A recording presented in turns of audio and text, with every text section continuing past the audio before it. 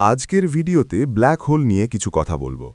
প্রতিটা চিন্তাশীল মানুষেরই ভিডিওটা দেখা উচিত, কারণ ব্ল্যাক হোলের গঠন বুঝতে পারলেই আপনি মহাবিশ্বকে ভালোভাবে বুঝতে পারবেন।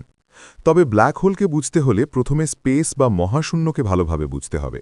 স্পেস বা মহাশূন্যকে বুঝতে হলে একটি খালি গ্লাস বিবেচনা করুন। গ্লাসটিকে দেখতে খালি মনে হলেও গ্লাসটি আসলে বাতাসের নাইট্রোজেন এবং অক্সিজেনে পরিপূর্ণ। এবার গ্লাসটিকে শূন্য করার উদ্দেশ্যে যদি আপনি গ্লাসটিকে মহাশূন্যে নিয়ে আসেন, তবেও গ্লাসটিকে প্রকৃতপক্ষে শূন্য করা সম্ভব না। চারিদিক থেকে রেডিয়েশন ও দৃশ্যমান আলো তখনও গ্লাসটিতে প্রবেশ করবে। এবার কল্পনা করুন, কোনোভাবে যদি গ্লাসটিকে রেডিয়েশন থেকে বাঁচানো যায়, তাহলে কি গ্লাসের ভিতরটা শূন্য হবে?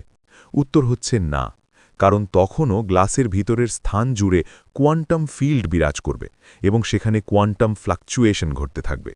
কোয়ান্টাম ফ্লাকচুয়েশন হচ্ছে এমন এক প্রক্রিয়া, যে প্রক্রিয়ায় শূন্য থেকে অটোমেটিক ইলেকট্রন, নিউট্রিনোর মতো মৌলিক কণা তৈরি হয়, আবার মুহূর্তেই শূন্যে মিলিয়ে যায়।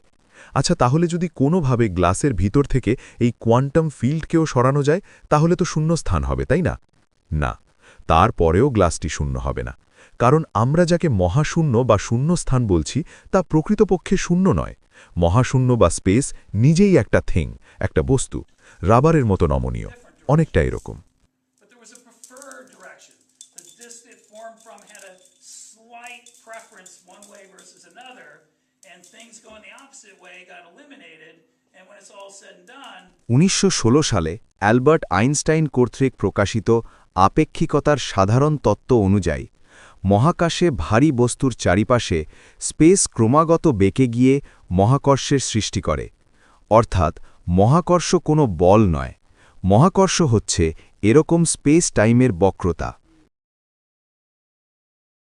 কোনো নক্ষত্রের ভর যদি আমাদের সূর্যের ভরের চাইতে 20 গুণ বেশি হয়, তাহলে নক্ষত্রটি একসময় সুপারনোভা বিস্ফোরণের পরে ব্ল্যাক হোলে পরিণত হবে।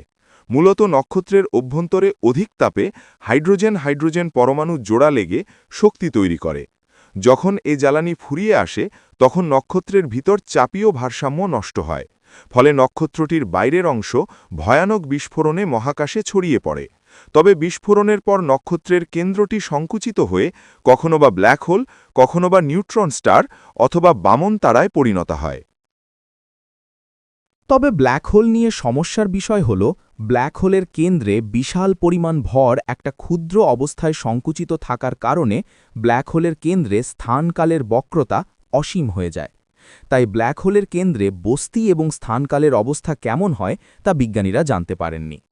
অনেক বিজ্ঞানী মনে করেন ব্ল্যাক হোলের ওপাশে আছে মাল্টিভার্সের জগৎ, তবে এ কথাটিও প্রমাণিত নয়।